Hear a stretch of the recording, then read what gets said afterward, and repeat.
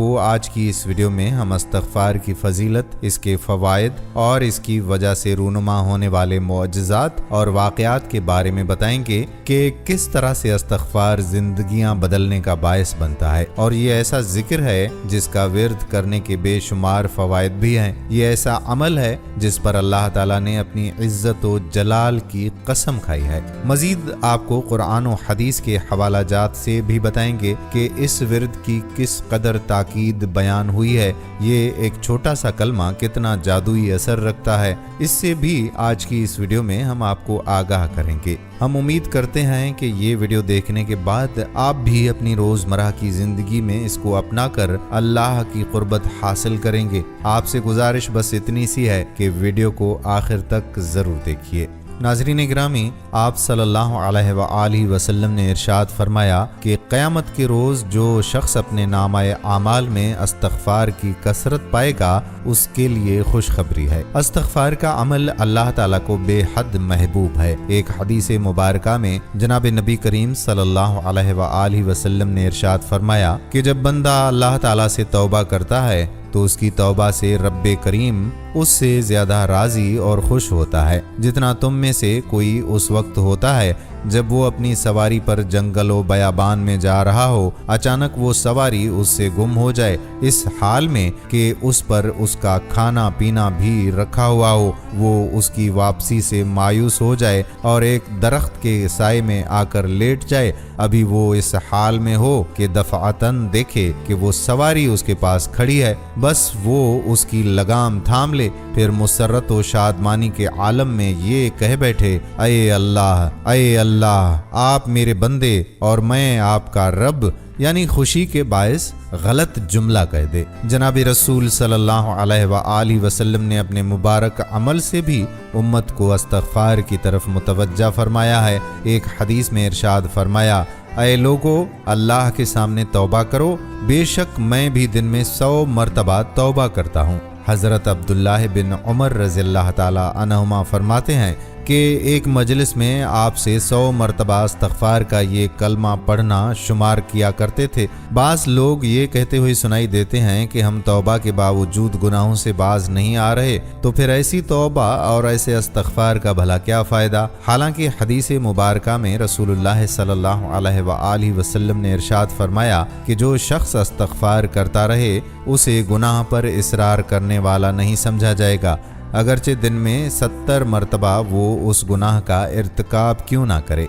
नाज़रीन, मज़कूरा हदीस मुबारका की तशरीह में हज़रात उलमा कराम फरमाते हैं कि गुनाह पर इसरार करने वाला वो है जो इस्तग़फ़ार ना करे और गुनाह पर शर्मिंदा भी ना हो। इब्नुल मलिक रहमतुल्लाहि अलैहि फरमाते हैं कि जो कोई मुसीबत और गुनाह का काम करे और उसके बाद इस्तग़फ़ार कर ले और इज़हार निदामत से काम ले, वो बुराई पर इसरार करने से निकल गया। दोस्तों, इंसान होने के नाते हम दिन में 1000 ऐसे गुनाह कर जाते हैं जिनसे खुद भी बेखबर रहते हैं या फिर उन गुनाहों को हल्का लेते हैं, जबकि किसी गुनाह को हल्का या कम समझना बहुत ही बड़ी गलती हुआ करती है। गुनाहों पर शर्मसार होना, अपनी लग़्ज़िश का इकरार करना और अपने जुर्म का एतराफ़ करना वो मुबारक और बाबरकत अमल है जिसका तोड़ शैतान के पास नहीं। इमाम औज़ाई रहमतुल्लाहि अलैहि फरमाते हैं कि इब्लीस ने अपने चेलों से कहा कि तुम इंसानों को किस तरह गुमराह करते हो। वो कहने लगे कि हम हर तरीक़े और हर जहत से उन्हें गुमराह करते हैं। इब्लीस ने जवाब में कहा कि क्या इस्तग़फ़ार के बारे में भी तुमने उन्हें गुमराह किया है। ये सुनकर इब्लीसी गुमाश्तों ने कहा कि इस्तग़फ़ार तो वो अमल है जो तौहीद बारी ताला के साथ जुड़ा हुआ है, उस पर हमारा जोर कैसे चल सकता है। इब्लीस ने कहा कि मैं इंसानों के दरमियान ऐसी चीज़ फैलाऊंगा जिस पर उन्हें इस्तग़फ़ार करने की नौबत नहीं आएगी। इमाम औज़ाई रहमतुल्लाहि अलैहि फरमाते हैं कि शैतान ने इंसानों में ख्वाहिशात और तमन्नाओं को फैलाया जिसे कोई गुनाह नहीं समझता और उस पर इस्तग़फ़ार भी नहीं करता। हज़रत अबू सईद खुदरी रज़ियल्लाहु ताला अन्हु की रिवायत है कि जनाब नबी करीम सरकार दो आलम सल्लल्लाहु अलैहि वसल्लम ने इरशाद फरमाया, शैतान ने हक़ ताला से कहा था कि अये मेरे रब, तेरी इज़्ज़त की कसम, मैं हमेशा तेरे बंदों को गुमराह करता रहूँगा जब तक उनकी रूहें उनके जिस्मों में मौजूद रहेंगी।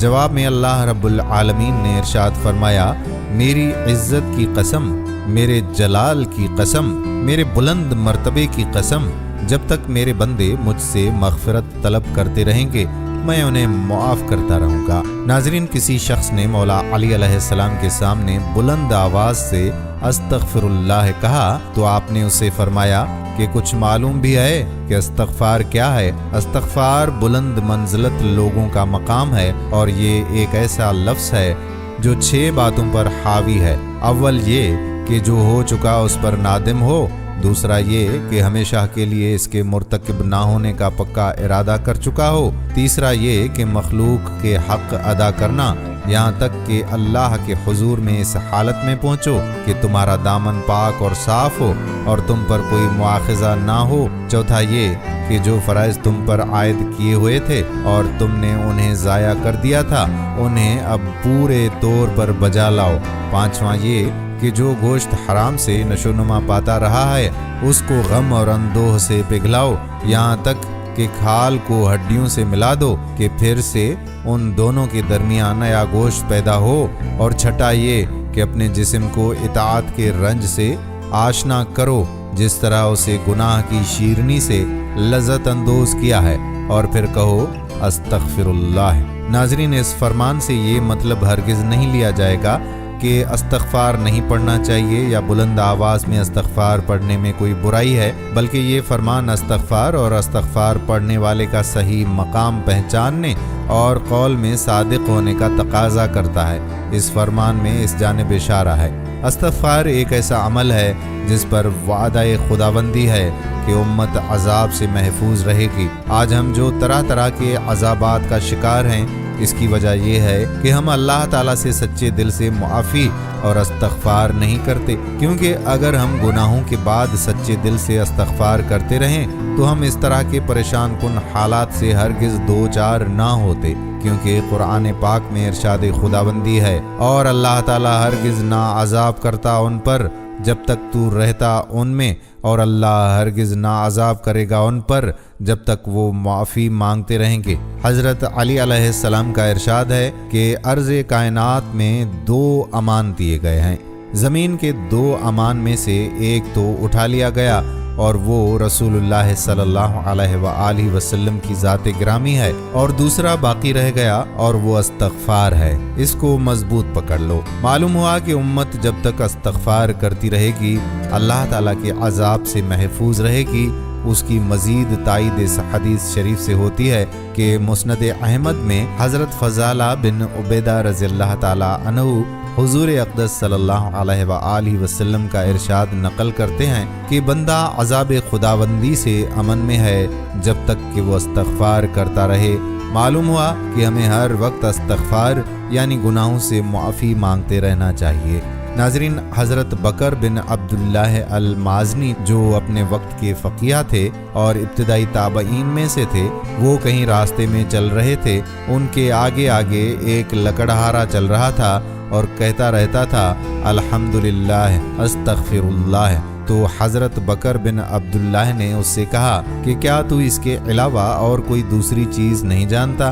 لکڑہارے نے کہا کہ کیوں نہیں، میں حافظ قرآن ہوں اور بہت ساری باتیں جانتا ہوں، لیکن انسان گناہ اور فضل و انعام کے مابین ادھر ادھر رخ بدلتا رہتا ہے، اس لیے میں اللہ تعالیٰ سے اپنے گناہوں کی بخشش مانگتا ہوں اور اس کے فضل و انعام کے لیے اس کا شکر اور تعریف کرتا ہوں۔ تو بکر بن عبداللہ نے کہا کہ بکر نادان رہا اور لکڑہارا حقیقت کو پا گیا۔ ناظرین، استغفار ایک بہت بڑی عبادت ہے جس کا شرف اللہ سبحانہ و تعالیٰ نے اپنے بندوں کو عطا کیا ہے۔ اللہ تعالیٰ کے نبی مکرم حضرت محمد صلی اللہ علیہ وآلہ وسلم نے خود اپنے اوپر استغفار کو لازم کر رکھا تھا، تو پھر دیگر مسلمانوں کا کیا حال ہوگا؟ استغفار کرنے والوں کو اللہ کی محبت ملتی ہے، اور اللہ مغفرت مانگنے والوں کو اور استغفار کرنے والوں پر بہت بڑا ہی کرم فرمانے والا ہے۔ استغفار کے معنی مغفرت کی طلب کے ہیں، اور مغفرت کے معنی گناہوں کی پردہ پوشی اور ان کے شر سے بچاؤ ہے۔ بندہ اللہ سے استغفار کرتا ہے کہ اللہ دنیا میں اس کے گناہ پر پردہ ڈال دے اور اس کا گناہ اس کی فضیحت کا سبب نہ بنے، آخرت میں بھی اس کو ظاہر نہ کرے اور اپنی رحمت اور عفو سے اس کا گناہ معاف فرما دے۔ استغفار کی فضیلت یہ ہے کہ قرآن کریم میں استغفار کرنے کی ترغیب کثرت سے دی گئی ہے۔ ایک مقام پر فرمایا، اللہ سے استغفار کرتے رہو، بے شک اللہ بڑا غفور و رحیم ہے۔ ابن کثیر رحمۃ اللہ علیہ فرماتے ہیں کہ رات کی آخری گھڑیاں یعنی تہجد کا وقت استغفار کا بہترین وقت ہے۔ حضرت یعقوب علیہ السلام کو ان کے بیٹوں نے جب معافی کی درخواست کرنے کو کہا تو انہوں نے سحر کے وقت کا انتظار کیا اور سحر میں اللہ سے ان کے لیے معافی کی درخواست کی۔ ناظرین، ایک بڑا مشہور واقعہ ہے کہ ایک بار امام احمد بن حنبل رحمۃ اللہ علیہ سفر میں تھے۔ ایک قصبے میں رات ہو گئی تو نماز کے بعد مسجد میں ہی ٹھہرنے کا ارادہ کر لیا۔ ان کی عاجزی اور انکساری نے یہ گوارا نہ کیا کہ لوگوں کو اپنا تعارف کروا کر خوب آؤ بھگت کروائی جائے۔ مسجد کے خادم نے امام کو نہ پہچانا اور ان کو مسجد سے باہر نکلنے کا کہا۔ امام صاحب نے سوچا کہ مسجد کے دروازے پر سو جاتا ہوں، لیکن خادم نے وہاں سے بھی کھینچ کر نکالنا چاہا۔ یہ تمام منظر ایک نان بائی نے دیکھ لیا جو مسجد کے قریب ہی تھا۔ اس نان بائی نے امام صاحب کو اپنے گھر رات ٹھہرنے کی پیشکش کر دی، جبکہ وہ امام صاحب کو جانتا تک بھی نہ تھا۔ امام صاحب اس کے گھر تشریف لے گئے تو دیکھا کہ نان بائی کام کے دوران بھی کثرت سے استغفر اللہ کر رہا ہے۔ امام صاحب نے استفسار کیا کہ کیا تمہیں اس قدر استغفار کرنے کا پھل بھی ملا ہے؟ نان بائی نے جواب دیا کہ میں نے جو بھی مانگا ہے اللہ مالک الملک نے عطا کیا ہے، ایک دعا ہے جو ابھی تک قبول نہیں ہوئی ہے۔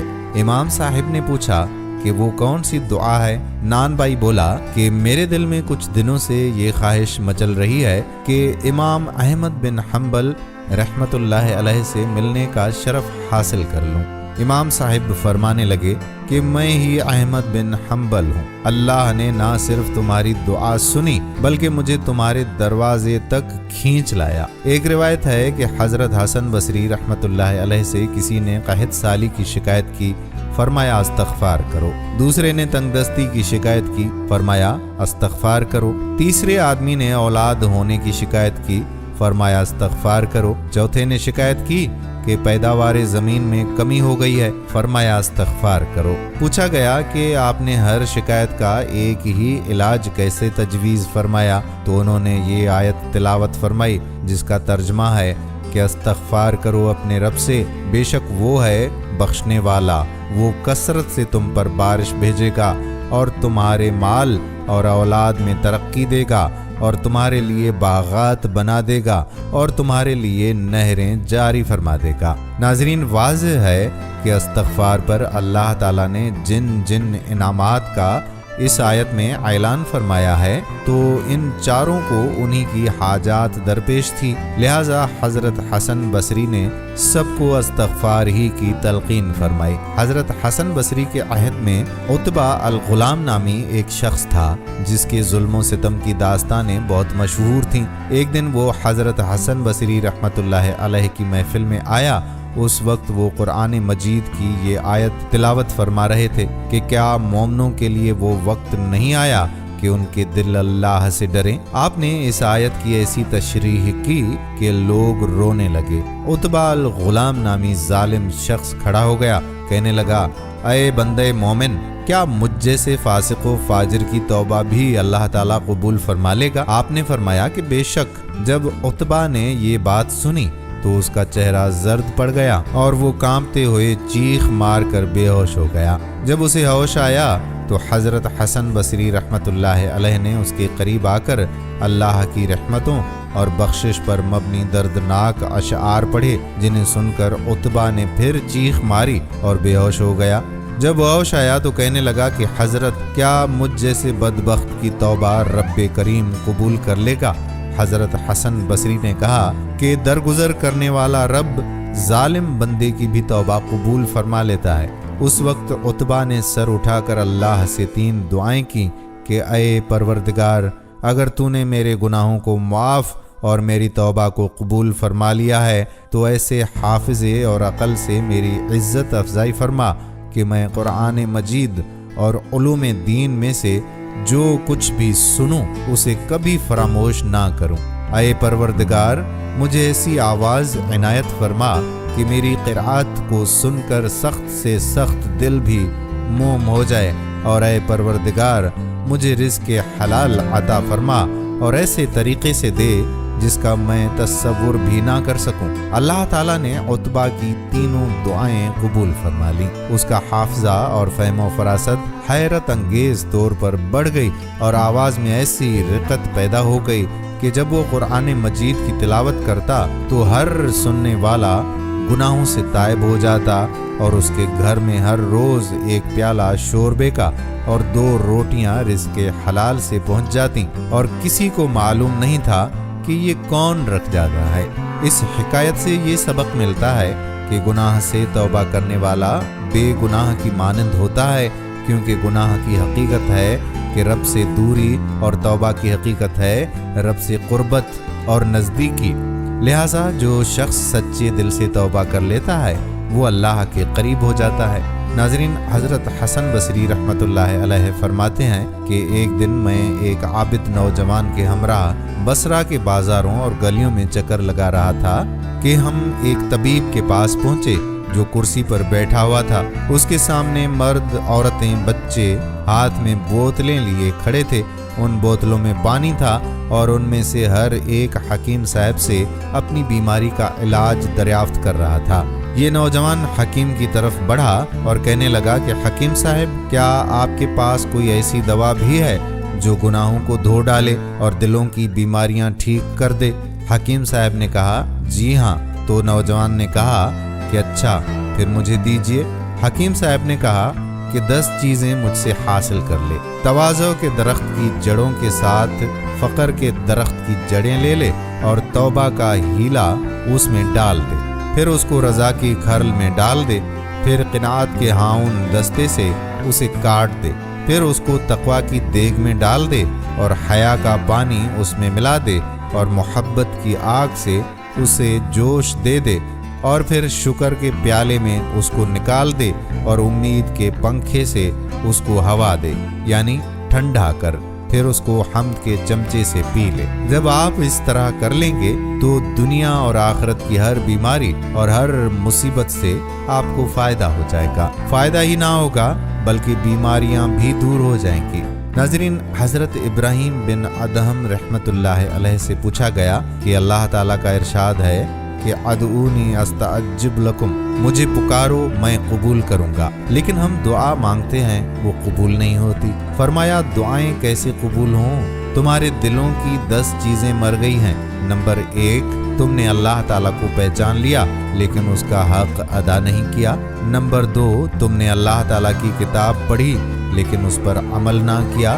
نمبر 3، ابلیس ملعون سے دشمنی کا دعویٰ تو کیا لیکن اس سے دوستی کر لی۔ نمبر 4، پیغمبر صلی اللہ علیہ وآلہ وسلم کے ساتھ محبت کا دعویٰ تو کیا لیکن ان کی نسبت کو یکسر چھوڑ دیا۔ نمبر 5، جنت کی محبت کا دعویٰ تو کیا لیکن اس کے لیے عمل نہ کیا۔ نمبر 6، جہنم سے خوف کا دعویٰ تو کیا لیکن گناہوں سے باز نہ آئے۔ نمبر 7، موت کے حق ہونے کا دعویٰ تو کیا لیکن اس کی تیاری نہ کی۔ نمبر 8، دوسروں کے عیوب تلاش کرنے میں تو مشغول ہو گئے، اپنے عیوب کی اصلاح چھوڑ دی۔ نمبر 9، اللہ تعالیٰ کا دیا ہوا رزق کھاتے ہیں لیکن شکر کرنا چھوڑ دیا۔ نمبر 10، مردوں کو اپنے ہاتھوں سے دفن کرتے ہیں لیکن عبرت حاصل نہیں کرتے۔ ناظرین، اللہ کا عذاب بہت سخت ہے، لیکن اگر اپنے گناہوں کی وجہ سے انسان کسی آزمائش میں آ جائے تو اس کے ختم کرنے کا بھی اللہ تبارک و تعالیٰ نے طریقہ بتا دیا ہے، جو